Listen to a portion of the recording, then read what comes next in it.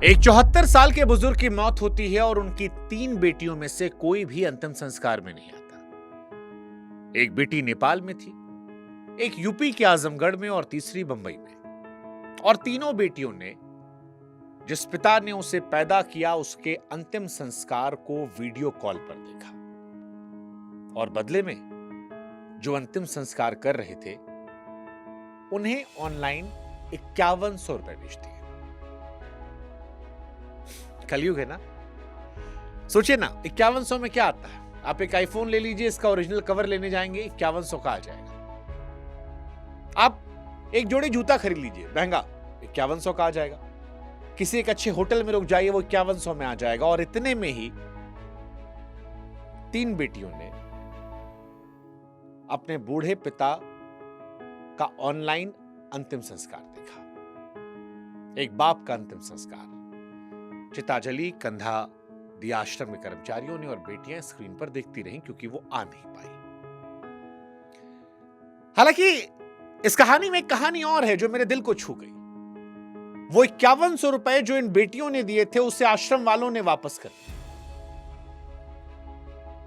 आश्रम वालों ने कहा नहीं चाहिए हमें आपके 5100, क्योंकि जिस आश्रम ने 1.5 साल इन 3 बेटियों के पिता को रखा था, खिलाया था, बीमारी में देखभाल की थी और आखिर में चिता को कंधा दिया था, उसने लौटाया और कहा कि जिस इंसान की हमने इतने दिन सेवा की उसकी चिता के पैसे हम नहीं ले पाएंगे।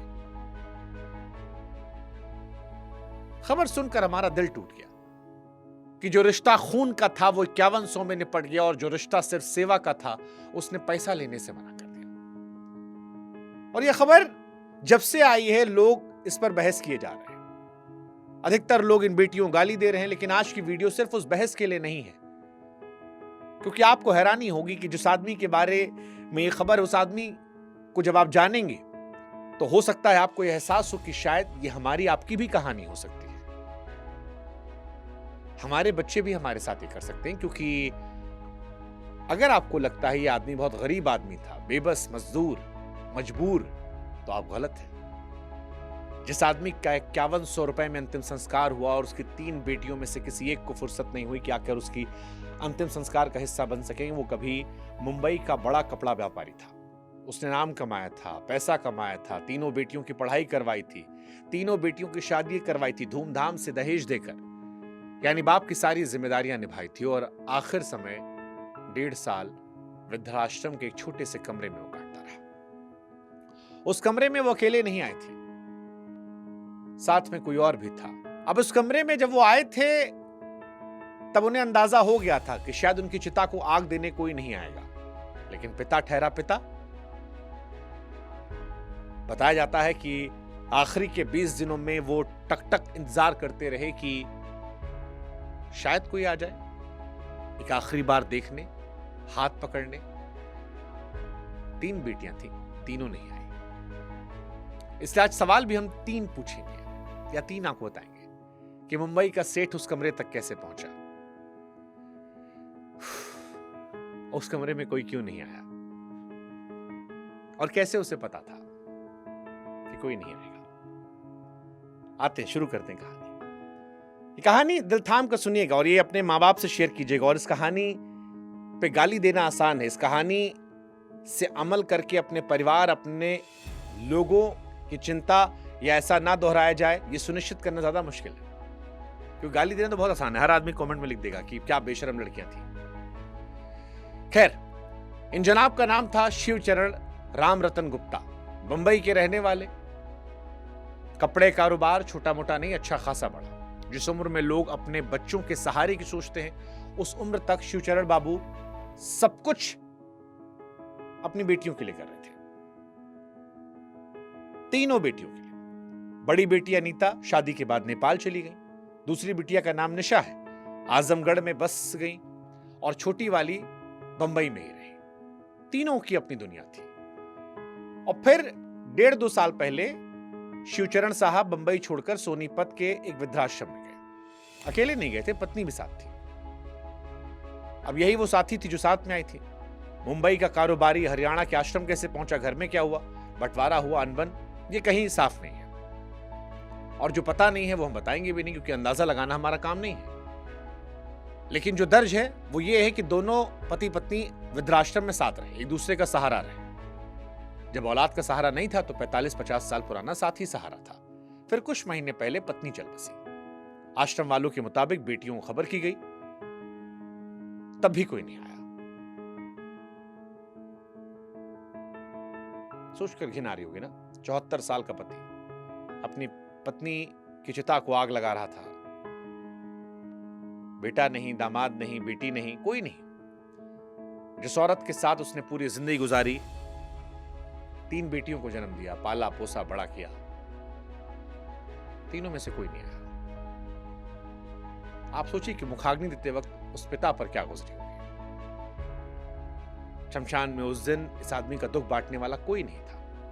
फिर अकेले हरिद्वार गए, जीवन साथी की अस्थियों गंगा में बहाया और लौटकर उसी कमरे में आ गए जहां कल तक 2 लोग थे, आज एक व्यक्ति हो गए।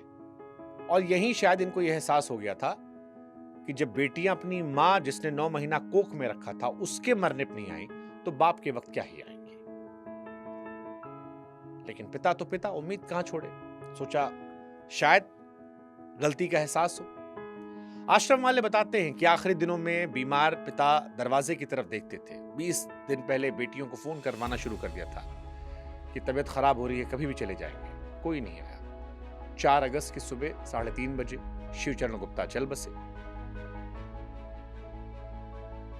और यही जवाब था उस इंतजार का। मौत के बाद आश्रम वालों को लगा कि अब मां के समय कम से कम पिता थे, पिता मर गए हैं, लावारिस है, कोई तो आएगा आग लगाने। तीनों बेटियों को फोन किया गया। कोई बोली बहुत दूर हूं, किसी ने कहा टाइम नहीं है, और फिर कहा एक काम कीजिए, आप फूंक दीजिए, हमसे 5100 रुपया ले लीजिएगा। आप सोचिए, पिता फूंके जा रहे थे और बेटी लोग मोबाइल पर ऐसे बैठ के देख रही थी, वीडियो कॉल पे। सोचने वाली बात है। और बाद में बेटी लोग बोली कि काम कीजिएगा, उसका वीडियो बना दीजिएगा, वीडियो बना के हमको भेज दीजिएगा। अस्थियों को नहीं मांगा, वीडियो मांगा। जो आदमी अपनी पत्नी की अस्थियां लेकर अकेले हरिद्वार गया था, उसकी अपनी अस्थियां आश्रम में पड़ी रही। और यहीं पर आश्रम वालों ने कहा कि हमको आपका 5100 भी नहीं चाहिए, हम पैसों के लिए सेवा थोड़ी कर रहे हैं। कमाल है यार, कमाल है हमारा देश। यही कलयुग है, क्या ही कहा जाए। तीनों बेटियों का भी अपना पक्ष है। वो कह रही हम शादीशुदा है, परिवार है, जिम्मेदारी है। एक कह रही नेपाल में है, दूसरी कह रही मजबूरी है। क्या सोचते आप इस पर? आप सोचिए, परिवार के अंदर क्या था, बाप बेटी के रिश्ते कैसे थे, क्या नाराजगी थी, किसने किसको कब छोड़ा, ये सब कहानी वही लोग जानते हैं। लेकिन फिर भी इस कहानी को सुनकर हमको तकलीफ हुई, तकलीफ हो रही है। हालांकि इस घर के बारे में कुछ नहीं जानते, इनके रिश्तों के बारे में, लेकिन अंत समय में भी अगर कोई तकलीफ पीड़ा थी तो भी इंसान माफ करके अपने पिता अपनी माता के पास जरूर जाता है। और इसीलिए एक सवाल हम पूछेंगे कि क्या यह सिर्फ शिवचरण साहब की कहानी है? वृद्धाश्रम में रहने वाले ज्यादातर बुजुर्ग लावारिस नहीं होते, इनके बच्चे होते हैं, अच्छा खासा कमाते हैं, बस मिलने कोई नहीं आता। और हमने अपने आप को समझाने का एक आसान रास्ता निकाला, पैसा भेज दो, महीने के खर्चे का यूपीआई कर दो, त्योहार पर गिफ्ट भेज दो, बीमारी में हॉस्पिटल का बिल भर दो। हमें लगता है फर्ज पूरा हो गया। और अगर ये सुनकर आपको लग रहा है कि कोई अपना है जो आपके फोन का इंतजार कर रहा है, तो शायद ये वीडियो आपके लिए भी है।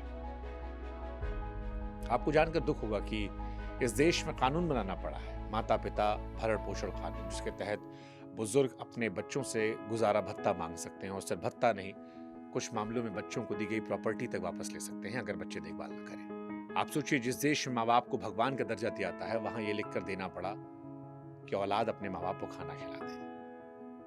बाकी वीडियो कॉल सच है, वीडियो कॉल ने दूरियां मिटाई हैं, लेकिन ये भी सच है कि चिता भी स्क्रीन पर निपट जाए तो उसे क्या ही कहा जाए। दूरियां बढ़ाई हुई है। इस खबर को सुनकर तकलीफ हुई। कोशिश कीजिएगा अपने स्तर पर, आप मत कीजिएगा। कोई अपना कर रहा हो तो रोकिएगा। हम सब के घर में माँ बाप हैं, दादा दादी हैं, इसलिए वीडियो खत्म होते ही मोबाइल रखिएगा और थोड़ी देर जाकर उनके पास बैठिएगा। दूर रहते होंगे तो फोन कर लीजिएगा, और 2 मिनट वाला फोन नहीं, लंबा वाला। और याद रखिएगा कि गुप्ता जी जो मरे हैं उन्हें 5100 रुपया नहीं चाहिए था, कोई अपना चाहिए था। और आपको जानकर और दुख होगा कि इन 3 बेटियों ने इससे पहले अपने माता के अंतिम संस्कार में भी जाना नहीं सोचा था, नहीं गई थी। और इस बार जब ये मर गए तो अस्थियां ले जाना भी सही नहीं समझा। यही कलयुग है। बाकी जवाब दीजिएगा, औलाद पैसे भेजकर फर्ज पूरा कर सकती है?